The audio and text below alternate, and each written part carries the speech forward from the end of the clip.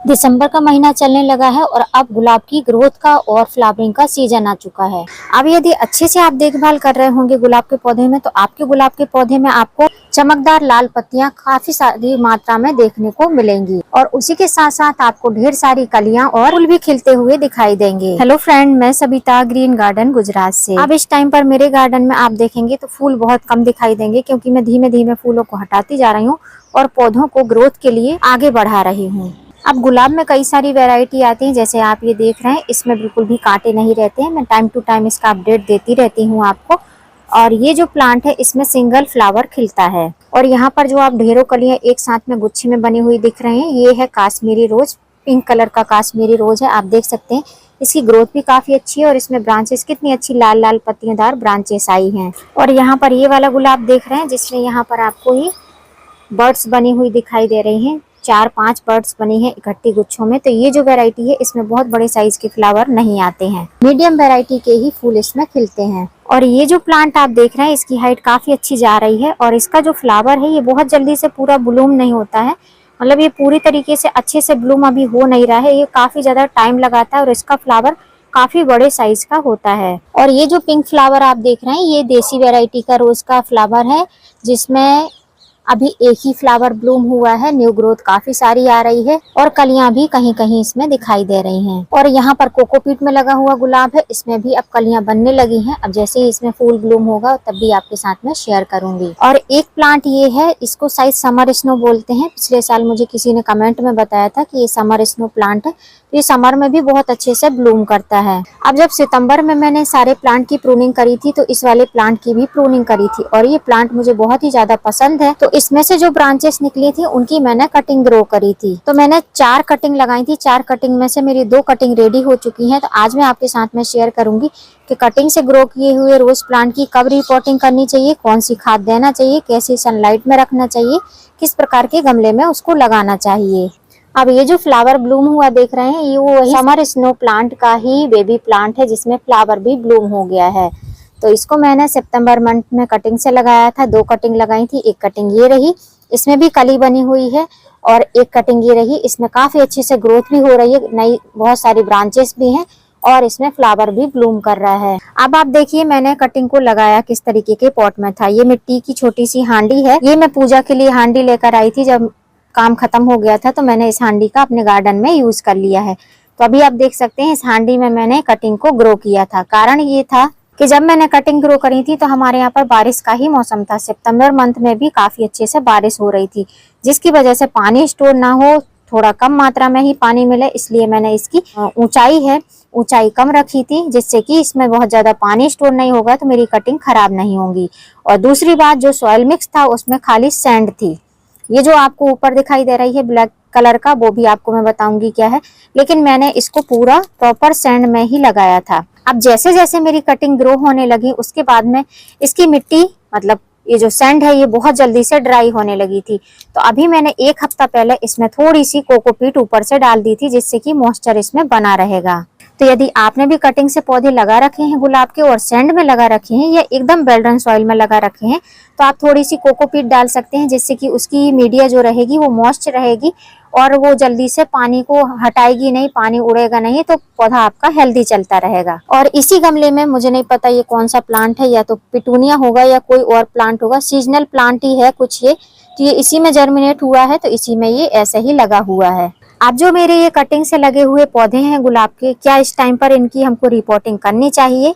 तो अगर आप इस टाइम पर इनकी रिपोर्टिंग करेंगे तो ये जो पौधे आपके गार्डन में लग चुके हैं, ये पौधे आपके गार्डन से चले जाएंगे। ऐसी गलती आपको बिल्कुल भी नहीं करनी है। अगर आपने कटिंग से गुलाब के पौधे लगाए हैं तो उन गुलाब के पौधों को कम से कम 6 से 8 महीने तक आपको उसी पॉट में रखना है। अब जो ये टाइम अवधि मैंने आपको बताई है, ये टाइम अवधि उन पर रेगुलर बेस पे अप्लाई होती है जो इसको टाइम टू टाइम फर्टिलाइजर देते रहेंगी। इसकी रूट ग्रोथ अच्छे से होती रहेगी, पौधा एकदम हेल्दी रहेगा, तो आप 6 से 8 महीने के अंदर इसको दूसरे पॉट में शिफ्ट कर सकते हैं। जैसे कि मैंने इसको सितंबर में कटिंग से लगाया था, तो मैं इसको फरवरी एंड होने के पहले पहले इसको रिपोर्ट कर दूंगी, जिससे कि हमारे यहाँ पर गर्मियां आए उससे पहले पहले मेरा पौधा अच्छे से सेटल हो जाना चाहिए। अब हम जानेंगे कि कटिंग से अगर हम पौधे लगाते हैं, इस टाइम पर अगर आप कटिंग लगा रहे हैं गुलाब के पौधे की, तो किस तरीके की जगह पर आपको रखना चाहिए। तो अगर आप कटिंग से लगा रहे हैं गुलाब के पौधे को, तो सबसे पहले आप ये जानिए कि कितनी मोटी कटिंग आपको लगानी चाहिए। अब मेरे पौधे की कटिंग की थिकनेस आप देख सकते हैं, ऐसा ही मैंने बस ऐसे ही रेंडमली इनको ऐसे ही गड़ा दिया था और अभी आप देख सकते हैं लग गई हैं। तो पेंसिल साइज से कम पतली ही कटिंग है मेरी और अच्छे से ग्रोथ कर रही हैं। तो थोड़ी सी पेंसिल से थोड़ी सी कम थिकनेस वाली भी कटिंग ले लेंगे तो वो आसानी से नए फुटाव उनमें हो जाते हैं। और अभी अगर आप कटिंग लगा रहे हैं तो अभी भी आप उनको सैंड में ही लगाइए, क्योंकि सैंड में लगाएंगे तो डेली डेली थोड़ा थोड़ा आप स्प्रे करते रहेंगे तो मॉइस्चर बना रहेगा और कटिंग आपकी अच्छे से ग्रो करती रहेगी। तो मैंने तो अपने एक समर स्नो प्लांट से 3 समर स्नो प्लांट अब मेरे पास में हो जाएंगे।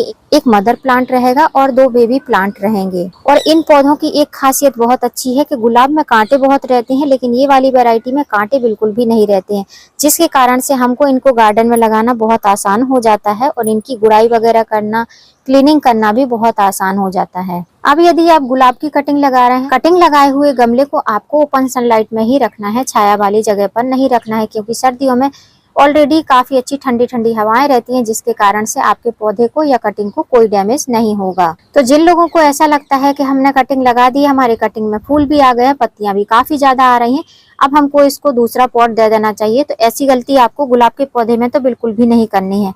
अगर आप ऐसा करेंगे तो गुलाब का पौधा बिल्कुल मर जाएगा, जो कटिंग से तैयार पौधा है वो बिल्कुल भी नहीं बचेगा। अब सबसे जरूरी बात, आपके पौधे की ग्रोथ हो रही है, आपका पौधा बढ़ रहा है, तो क्या आप इस पौधे को इसी गमले में लगाकर बहुत बड़ा बनाना चाहते हैं, बहुत सारे फूल लेना चाहते हैं? तो अगर मेरी बात करेंगे तो मैं बिल्कुल भी इसमें ज्यादा फूल नहीं लेना चाहती हूँ। जो फूल ब्लूम हुए हैं इनको भी मैं हटा दूंगी और बस ये पौधे की रूट पर काम करूंगी और पौधे की ग्रोथ पर काम करूंगी, या फिर यूं कहिए कि मैं अभी खाली पौधे की ग्रोथ पर ही वर्क करूंगी। तो अब हमको जो फर्टिलाइजर देना है पौधे की ग्रोथ के लिए देना है। और एक बात का और ध्यान रखना है कि अब इसमें आपको कटर वगैरह नहीं लगाना है, क्योंकि ये सैंड में लगे हुए पौधे हैं, थोड़े से भी इधर उधर हिल जाएंगे तो इनकी रूट डैमेज हो जाएंगी, और जब रूट डैमेज हो जाएंगी तो फिर ये पौधा आपका ग्रोथ नहीं करेगा, क्योंकि गुलाब एक बहुत सेंसिटिव प्लांट रहता है। स्पेशली अगर आप उसको कटिंग से लगाते हैं तो इसको बहुत ज्यादा आपको छेड़खानी नहीं करनी है। जैसे कि मैं ही हूँ तो मैं इनको बहुत ज्यादा इनको छूती वगैरह नहीं हो, जिससे कि इनकी रूट नीचे से हिलनी नहीं चाहिए। अब बात आती है कि गुलाब के पौधे में आप कौन कौन से फर्टिलाइजर दे सकते हैं जो आपने कटिंग से पौधा तैयार किया है।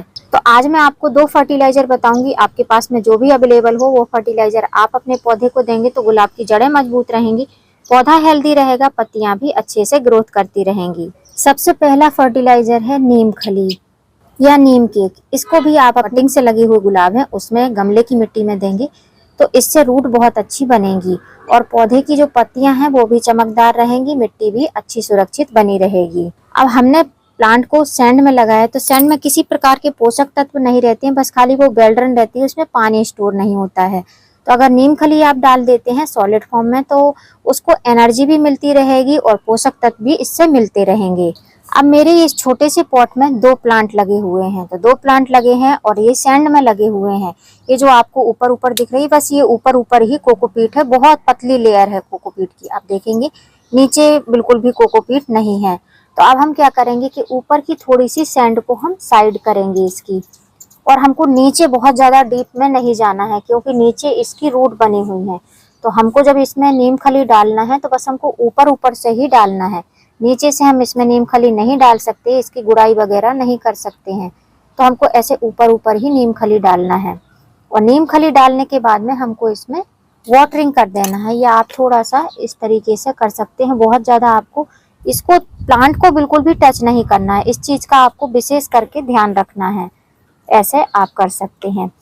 अब यदि आप इस बारीकी से ये काम नहीं कर सकते हैं तो आप दूसरा फर्टिलाइजर इसमें अप्लाई कर सकते हैं। दूसरा फर्टिलाइजर बताऊं उसके पहले बता दूं कि नीम खली डालने के बाद में आपको स्प्रे बोतल से अच्छे से ये सैंड को स्प्रे कर देना है, जिससे कि नीम खली धीमे धीमे से घुलनशील होगी और आपके पौधे की जड़ों को मिलती रहेगी। दूसरा फर्टिलाइजर ये है जिसको बोलते हैं ह्यूमिक एसिड। ये हमारे पौधों की रूट को बहुत अच्छे से मजबूत करता है, रूटिंग सिस्टम बहुत अच्छे से ग्रोथ करता है। तो अगर आपके पौधे में ग्रोथ नहीं हो रही है, कटिंग से पौधा लगाया है, बहुत धीमे धीमे बढ़ रहा है, तो आप उसमें ह्यूमिक एसिड डालिए। ह्यूमिक एसिड आपको 2 तरीके से मिल जाएंगे, एक ये जो दिख रहा है ग्रेन्यूल्स फॉर्म में और दूसरा आता है लिक्विड फॉर्म में। तो आपको जो भी सुटेबल लगे, जो भी आपके पास में हो, आप उसको डाल सकते हैं या यूज कर सकते हैं। दोनों ही आपको ऑनलाइन भी मिल जाएंगे, ऑफलाइन भी मिल जाएंगे। अब ये ग्रेन्यूल्स फॉर्म वाला अगर आप सॉलिड फॉर्म में इस तरीके से दानेदार डालते हैं तो आपको स्प्रिंकल करना पड़ेगा, 1/2 टेबल स्पून के करीब इस गमले में स्प्रिंकल करना है। लेकिन फर्क वही है कि उसका रिजल्ट आपको धीमे धीमे मिलेगा। और वहीं पर अगर आप लिक्विड ह्यूमिक एसिड का यूज करते हैं तो उसका रिजल्ट आपको इंस्टेंट मिलेगा, 2-4 दिन में ही आपको फर्क दिखाई देने लगेगा। तो ये है लिक्विड ह्यूमिक एसिड। तो अभी मैं इसको भी डालकर दिखाऊंगी, क्योंकि जो हमने नीम खली दी है वो एक प्रकार का फर्टिलाइजर का भी काम करेगी और रूटिंग हार्मोन का भी काम करेगी, रूट की डेवलपमेंट में भी सहायक रहेगी, लेकिन वो धीमे धीमे वर्क करेगी। और ये जो हम दे रहे हैं ये इंस्टेंट वर्क करेगा। तो 1/2 टेबल स्पून के करीब मैंने ह्यूमिक एसिड ले लिया है, जो कि लिक्विड फॉर्म में है। उसके बाद में एक खाली जार या कोई भी ले लेना है, गिलास वगैरह, उसमें आपको 1/2 टेबल स्पून ह्यूमिक एसिड डालना है। और जितने बड़े आपके प्लांट का पॉट है उस हिसाब से आपको इसमें पानी मिक्स कर देना है। तो इतना करने के बाद में ये अच्छे से मिक्स हो जाता है। अब इस फर्टिलाइजर को हमको पौधे की जड़ों में देना है। अब जो ये लिक्विड ह्यूमिक एसिड रहता है ये थोड़ा सा बदबू वाला रहता है, मतलब इसमें एक स्मेल आती है गंदी सी। तो आप डालते हैं तो आप स्प्रे बॉटल से भी स्प्रे कर सकते हैं। इस तरीके से अगर हाथ लगा के डालेंगे तो हाथ में काफी ज्यादा स्मेल हो जाती है। तो ऐसे साइड साइड से आप डाल सकते हैं इसको। बस उतना ही डालना है कि ड्रेनेज होल से निकलना नहीं चाहिए। ऊपर से जो है आपने जो सॉइल मिक्स बनाया है वो अच्छे से गीला हो जाना चाहिए। और यदि आपने कटिंग से प्लांट मिट्टी में लगा कर रखे हैं तो उसमें आप अच्छी मात्रा में दे सकते हैं ये फर्टिलाइजर, जिससे कि पौधे में काफी दिन तक एनर्जी बनी रहेगी और काफी दिन तक ये फर्टिलाइजर वर्क करेगा। अब ये इतना फर्टिलाइजर बच गया है तो कहीं और पर कटिंग वाले पौधों में इसको डाल दूंगी। अब बात आती है कि ये फर्टिलाइजर आपको कब कब देना है, तो ये आप पर डिपेंड करता है। आप 10 से 15 दिन में एक बार ये फर्टिलाइजर अपने पौधों की जड़ों में दे सकते हैं या पत्तियों पर भी स्प्रे कर सकते हैं। अब यदि आप चाहते हैं कि आपने जो कटिंग से गुलाब का पौधा लगाया है उसमें कलियां बनने लगी हैं और उसको आप घना करना चाहते हैं, तो ये जो कलियां और फूल खिले हुए हैं इनको आपको कट कर देना है, इनको नहीं रखना है। अगर इनको आप रखेंगे तो पौधा पूरी एनर्जी फूल को ब्लूम करने में लगा देगा या कलियों को ब्लूम करने में लगा देगा। तो यहाँ पर आप देख रहे हैं ये कली बनी हुई है, तो इस कली को हमको हटा देना है, इसको नहीं रखना है, क्योंकि इस वाली कटिंग से लगे हुए पौधे की ग्रोथ बहुत ही स्लो है। और अगर हम ये कली छोड़ देंगे तो फिर ये कली को फूल में ही कन्वर्ट करने में लग जाएगा और इसकी ग्रोथ नहीं हो पाएगी। और बाकी आपको इसमें कहीं भी सीजर कटर नहीं लगाना है। पौधे को अच्छी तरीके से बढ़ने देना है, अच्छे से रूट का डेवलपमेंट होने देना है। फरवरी लास्ट तक दोनों ही पौधे में रिपोर्ट कर दूंगी। ये वाला पौधा तो बहुत अच्छी से ग्रोथ कर रहा है, तो ये तो एकदम सेफ है।